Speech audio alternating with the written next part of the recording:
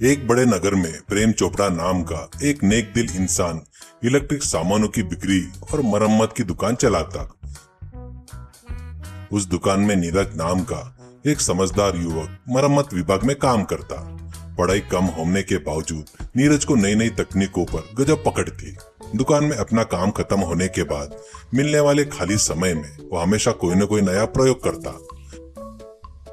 प्रेम चोपड़ा को नीरज की समझदारी पर बहुत भरोसा था, इसलिए वे हमेशा उसे नए प्रयोग करने के लिए प्रोत्साहित करते।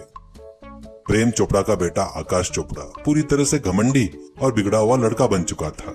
वह बिना किसी काम धंधे के दिन भर आवारागर्दी करता और रास्ते से आने जाने वाले लोगों को अजीब अजीब हरकतें करके परेशान करता, मजाक उड़ाते हुए अपना समय बर्बाद करता। एक दिन नीरज दुकान में बैठकर एक पुराना मोबाइल फोन लेकर उसके अंदर अपने द्वारा खुद बनाई हुई एक छोटी सी इलेक्ट्रिक चिप फिट कर रहा था। उस चिप की खासियत यह थी कि अगर कोई मोबाइल का एक बटन दबाया जाए तो आसपास के 100 मीटर के दायरे में मौजूदा किसी भी इलेक्ट्रिक वाहन को उसके मालिक को पता चले बिना दूर से स्विच ऑफ किया जा सकता था, यानी पूरी तरह बंद किया जा सकता। इस अनोखे प्रयोग को देखकर दुकान के मालिक प्रेम चोपड़ा बहुत आश्चर्यचकित हुए। उन्होंने नीरज की जम के तारीफ की। शाबाश नीरज, तुमने कितना शानदार उपकरण बनाया है। और कोई चोर इलेक्ट्रिक वाहन को चुराता है तो इस मोबाइल से उसे दूर से ही रोककर चोर को पकड़ा जा सकता है। तुमने बहुत ही बेहतरीन प्रयोग किया है। धन्यवाद मालिक, मेरी सोच है कि मैं इसकी तकनीक को थोड़ी और सुधार करके इसे पुलिस के उपयोग के लिए बना सकूं करके सोच रहा हूं। ठीक उसी समय किसी काम से दुकान पर आया आकाश चोपड़ा पास में ही खड़ा होकर ये सब देख रहा था। उसकी खोटी बुद्धि तुरंत जागी। वो मन में, अरे वाह, कितना बढ़िया मोबाइल बनाया है। अगर यह फोन मेरे हाथ लग जाए तो सड़क पर चलने वाले सारे इलेक्ट्रिक वाहनों को बंद करके जब लोग परेशान होंगे तो उन्हें देखकर मैं बहुत खूब हंसूंगा। लोगों को तंग करने के लिए बहुत सही हथियार है।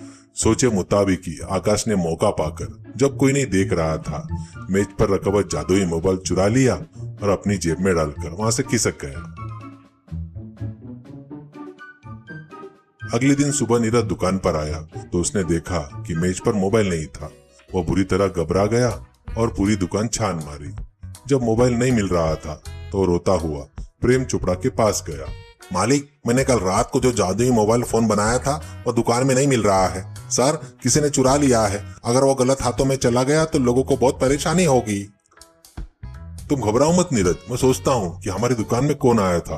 तुम ढूंढते रहो, जरूर मिल जाएगा।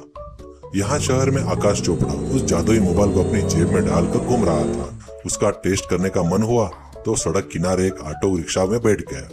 ए ऑटो वाले, मुझे जल्दी से गणेश थिएटर ले चलो, सिनेमा का टाइम हो रहा है। ऑटो वाला ठीक है कहकर ऑटो को तेजी से आगे बढ़ाने लगा। थिएटर अभी कुछ ही दूरी पर था। आकाश ने अपनी जेब से वो जादुई मोबाइल निकाला, उसका बटन जोर से दबा दिया। बस एक ही पल में ऑटो का इंजन स्विच ऑफ हो गया और वो वहीं की वहीं रुक गया। ऑटो वाला घबरा कर नीचे उतरा, तार तथा बैटरी चेक करने लगा। ये देखकर आकाश मनी मन बेहद खुश हो रहा था। वो ऑटो से उतरकर नीचे आ गया। अरे बाबू, पता नहीं क्या हो गया है, नई गाड़ी अचानक बंद हो गई। बैटरी तो सब ठीक है। बाबूजी, आप थोड़ी देर यहीं रुकिए, मैं देखता हूँ। मैं भला क्यों रुकूं? मैंने तुम्हें गणेश थिएटर के पास छोड़ने के लिए कहा था ना।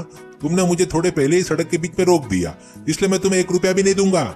ऑटो वाले ने बहुत मिन्नती करने पर भी आकाश ने एक ना सुनी और बिना पैसे दिए वहां से पैदल ही चला गया। आकाश को इस खेल में बड़ा मजा आ रहा था। उसने इस पूरे दिन शहर के अलग अलग चौराहे पर खड़े होकर सड़क पर चलने वाली इलेक्ट्रिक कारों, स्कूटरों और बाइकों और यहाँ तक कि यात्री से भरी इलेक्ट्रिक बसों को उस मोबाइल का बटन दबाकर बंद कर दिया। सारे वाहन सड़क के बीचों बीच जाम हो जाने के कारण ड्राइवर और यात्री बुरी तरह परेशान हो गए और मैकेनिक को फोन करते हुए अपना सिर पकड़कर बैठ गए। ये सब देखते हुए आकाश एक पेड़ के पीछे खड़ा होकर कितना मजा आ रहा है, देखो लोग कैसे पागलों की तरह परेशान हो रहे हैं, ऐसा कहते हुए जोर जोर से हंस रहा था। एक दिन दोपहर में आकाश शहर के सबसे बड़े व्यस्त रहने वाले एक ट्रैफिक सिग्नल के पास आया। वहां सिग्नल रेड होने के कारण सैकड़ों वाहन रुक चुके थे। उनमें से ज्यादातर इलेक्ट्रिक वाहन ही थे। आकाश ने अपनी खोटी बुद्धि का इस्तेमाल करते हुए फिर से वो जादुई मोबाइल निकाला और जोर से बटन दबा दिया। बस पूरे इलाके में इलेक्ट्रिक वाहन एक साथ स्विच ऑफ हो गए। सिग्नल ग्रीन होने पर भी एक भी गाड़ी आगे नहीं बढ़ रही थी। इस वजह से उनके पीछे आने वाले बाकी सारे वाहन भी रुक गए और किलोमीटर लंबी भयानक ट्रैफिक जाम की स्थिति बन गई। सारे ड्राइवर जोर से हॉर्न बजाने लगे और एक दूसरे को कोसते हुए वह भारी हंगामा शुरू हो गया। उस भयानक ट्रैफिक जाम के बीच एक आपातकालीन चिकित्सा वाहन भी खड़ा था, यानी एम्बुलेंस गाड़ी फंस गई थी। उस गाड़ी के अंदर मौजूदा मरीज की हालत बेहद गंभीर थी। उस गाड़ी का सायरन कुकू करते हुए जोर से गूंज रहा था, लेकिन आगे भी सभी गाड़ियां बंद पड़े होने के कारण उसे निकलने का रास्ता नहीं मिल रहा था।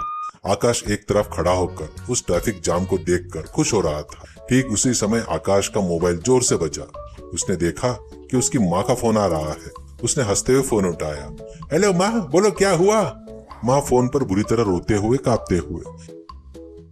बेटा आकाश, तुम कहाँ हो रे?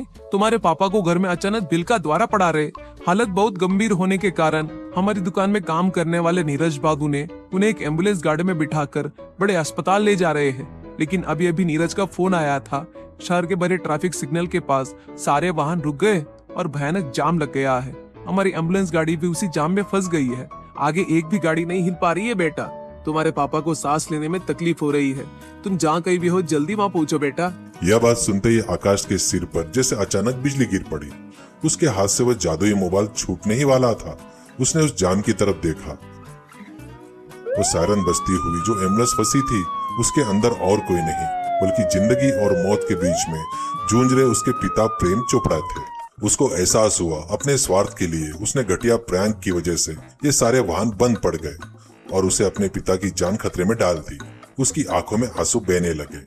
आकाश ने उस जादुई मोबाइल को जेब में डाला और पागलों की तरह रोते हुए उस जाम के बीच में दौड़ पड़ा। वह गाड़ियों के बीच में कूदते फांदते सीधे एम्बुलेंस के पास पहुंचा। वह ड्राइविंग सीट के पास नीरज बेहद परेशान होकर सिर पकड़े खड़ा था। आकाश ने रोते हुए नीरज के हाथ पकड़ लिए।